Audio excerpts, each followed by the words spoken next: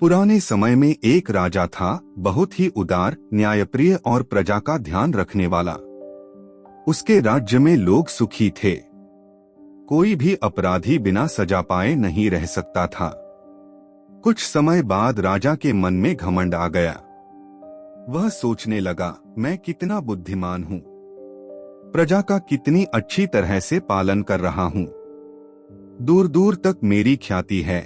कुछ दिनों तक तो राजा ने यह बात किसी से नहीं कही, लेकिन एक दिन राजा के मन में अपने दरबारियों के मुंह से अपनी प्रशंसा सुनने की लालसा जागी।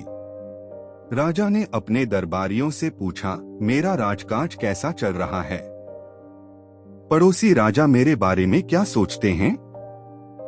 प्रधानमंत्री ने जवाब दिया, महाराज, आपके राज्य में सर्वत्र अमन चैन है।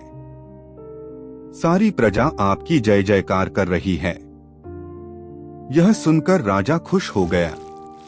उसने दूसरा प्रश्न पूछा, मेरे पितामह और मेरे पिताजी के जमाने में राज्य कैसा था?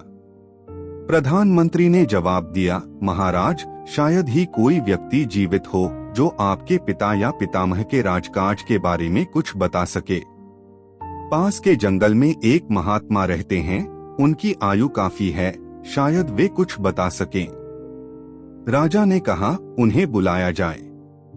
राजा के आदेश पर प्रधानमंत्री ने महात्मा को दरबार में बुलवाया। राजा ने उनसे वही प्रश्न किया।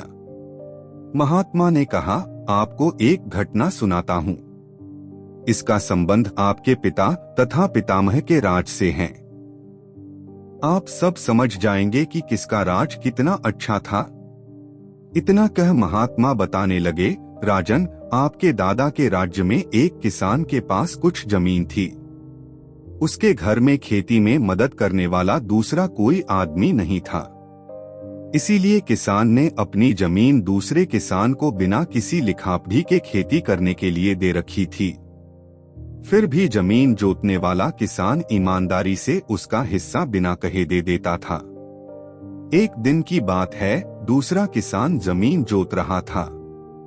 तभी हल की नोक किसी सख्त चीज से टकराई। बैल रोककर उसने जमीन को थोड़ा सा खोदा तो अशर्फियों से भरा हुआ एक कलश निकला। उस कलश को लेकर वह जमीन के मालिक के पास गया और बोला, तुम्हारी जमीन में से यह कलश निकला है, मैं इसे तुम्हें सौंपने आया हूँ। पहले किसान ने कहा, तुम भी कैसी भोली भाली बातें करते हो, मैं जमीन तुम्हें दे चुका हूँ। जमीन में जो कुछ निकले वह तुम्हारा है, चाहे अनाज हो चाहे अशर्फी। मुझे तो सिर्फ फसल का ही हिस्सा चाहिए। इस बात को लेकर दोनों में काफी देर तक बहस हुई, पर कोई भी उस कलश को लेने के लिए तैयार नहीं हुआ। आखिरकार उन्होंने फैसला किया कि राजा के पास चलकर यह कलश उन्हें सौंप देना चाहिए। दोनों किसान आपके पितामह के पास आए और बोले, महाराज, यह कलश राज्य की भूमि से निकला है। राज्य आपका है, इसीलिए इसे आप रखें। राजा ने कहा, तुम दोनों नासमझ हो, जमीन हम तुम्हें दे चुके हैं। अब उसमें से जो कुछ निकले वह किसान का, राज्य का उस पर कोई हक नहीं। तुम दोनों में से जिसका भी हक हो वह उसे रख ले। दोनों किसान निराश होकर लौट आए। आखिर तय हुआ कि जिस जगह यह निकला है वहीं वापस गाड़ दिया जाए। दोनों किसानों ने ऐसा ही किया। महात्मा से बीती घटना सुनकर राजा बोला, महात्मन, ऐसा क्यों किया गया? धन का सदुपयोग हो सकता था, पाठशाला खुलवाई जा सकती थी, अस्पताल बनवाए जा सकते थे, गरीब लोगों को जीवन निर्वाह के लिए मदद दी जा सकती थी। महात्मा मुस्कराए, बोले, राजन, उन दिनों विद्या या चिकित्सा मोल नहीं मिलती थी। दान लेना भी बुरा समझा जाता था। सभी अपने अपने परिश्रम की कमाई खाते थे। सुनकर राजा चुप हो गया। महात्मा ने कथा फिर आगे बढ़ाई, समय की गति को कौन रोक सकता है। एक दिन आपके पितामह का देहांत हो गया।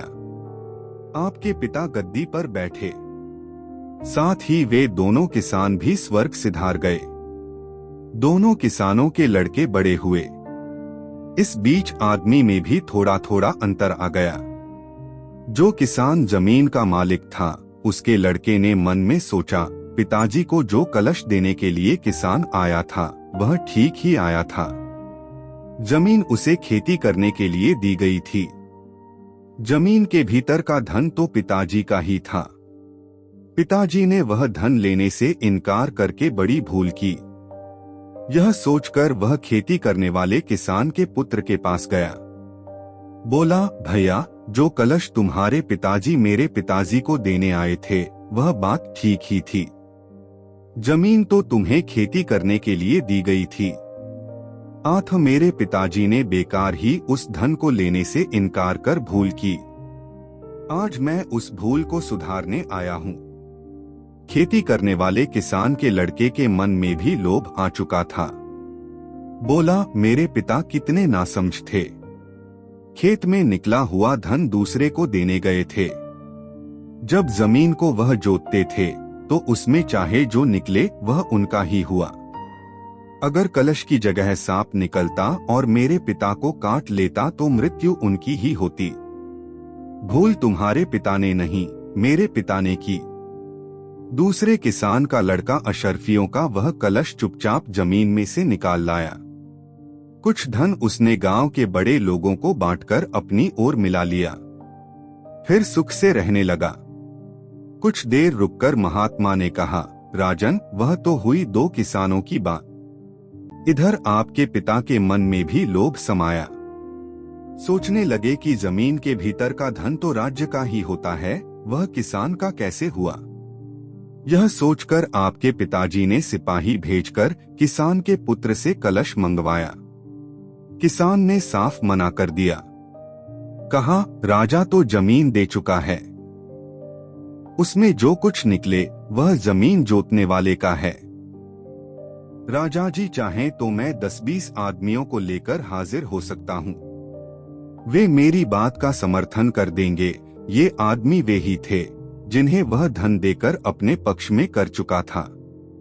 सिपाही ने वापस आकर राजा को सारी बात कही तो वे भी चुप हो गए। समय बीतता गया। समय आने पर आपके पिताजी स्वर्गवासी हो गए और उन दोनों किसान के बेटे भी। अब आया आपका राज्य, हर बात के कायदे कानून बन गए। अदालतें और पुलिस थाने खड़े हो गए। मुकदमा लड़ने के लिए वकील, बैरिस्टर भी पढ़ लिख कर तैयार हो गए। उन दानों किसानों के बेटों में भी उस स्वर्ण कलश को लेकर वाद विवाद खड़ा हो गया। अदालत में मामला गया तो दोनों किसानों को सजा हो गई। कलश राज्य की यानी आपकी संपत्ति बन गया। पिछले वर्ष ही यह फैसला किया है आपकी अदालत ने।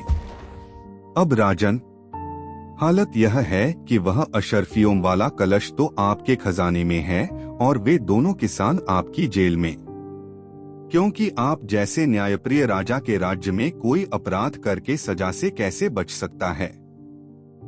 घटना मैंने सुना दी। अब आप स्वयं फैसला कर लें, राज किसका अच्छा था।